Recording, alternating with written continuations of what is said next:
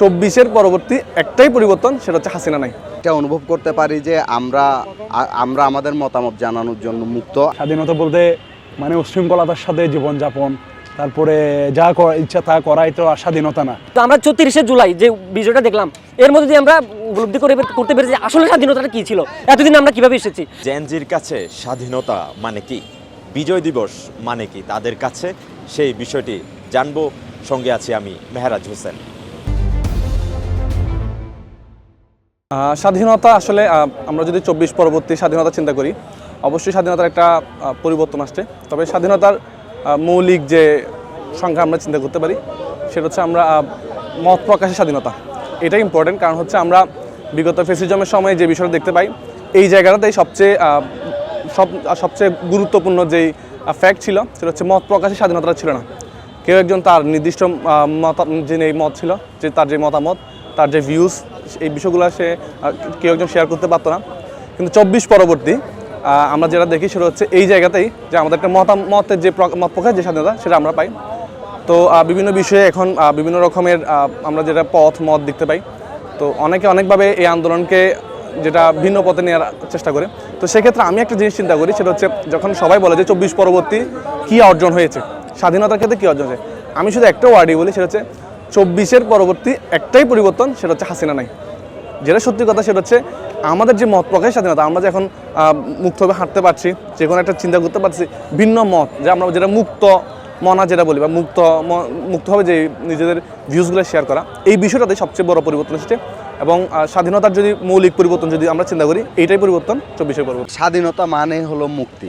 আমরা স্বাধীনতা বলতে যেটা বুঝি, আমাদের সার্বিক মুক্তিটা নিশ্চিত করা।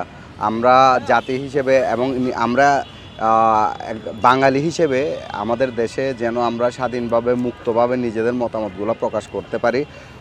সোজা কথায় বলতে গেলে প্রতি মুহূর্তে আমরা যেন এটা অনুভব করতে পারি যে আমরা আমাদের মতামত জানানোর জন্য মুক্ত। আমরা যে কোনো জায়গায় যে কোনো পর্যায়ে আমরা সম অধিকার পাবো এবং আমরা আমাদের মতামতগুলো বিনা দ্বিধায় আমরা ব্যক্ত করতে পারবো। এবং আমরা কারো দ্বারা কোনো চাপে নত হয়ে কোনো কিছু আমাদের মেনে নিতে হবে না, যেটা আগে হয়েছে। আর সবচেয়ে বড় কথা হচ্ছে যে বিজয় হলো এমন একটা শব্দ যেটা আমরা আসলে তথাকথিতভাবে স্বাধীনতা পূর্ব কোনো সময়ে আসলে আমরা সেই স্বাদটা নিতে পারিনি, যেটা সত্য কথা। আশা করি সবাই যদি যার যার জায়গা থেকে আমরা ভূমিকা রাখতে পারি এবং আমরা যদি নিজেদের দায়িত্বগুলো পালন করতে পারি, হয়তো সামগ্রিকভাবে আমরা আমাদের মুক্তিটা নিশ্চিত করতে পারবো।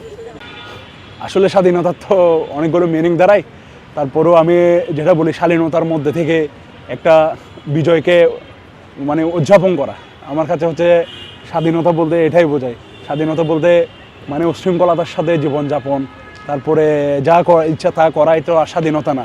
স্বাধীনতাটা হচ্ছে যে আমার কাছে সমাজের জন্য ভালো কিছু করা, নিজের জায়গা থেকে যদি ভালো কিছু করতে পারি তাহলে সমাজের জন্য উপকার হবে, আর যদি সমাজের কোনো কিছু উপকার হয় তাহলে দেশের উপকার হবে। আমরা আমাদের যে গণঅভ্যুত্থান ঘটেছে 5ই আগস্টের পর, তখন আমরা খুব আনন্দিত যে আমাদের যে সামনে বিজয় দিবস আসছে, আমরা খুব আনন্দের সঙ্গে এই বিজয় দিবসটা খুব উদযাপন করতে পারবো।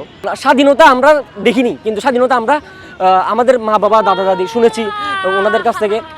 ওই হিসেবে হচ্ছে স্বাধীনতা মোটামুটি বুঝতে পারি, কিন্তু যেটা আসলে দেখিনি সেটা তো বলা যাবে না। কিন্তু আমরা 34শে জুলাই যে বিষয়টা দেখলাম, এর মধ্যে দিয়ে আমরা উপলব্ধি করতে পেরেছি আসলে স্বাধীনতাটা কী ছিল, এতদিন আমরা কীভাবে এসেছি।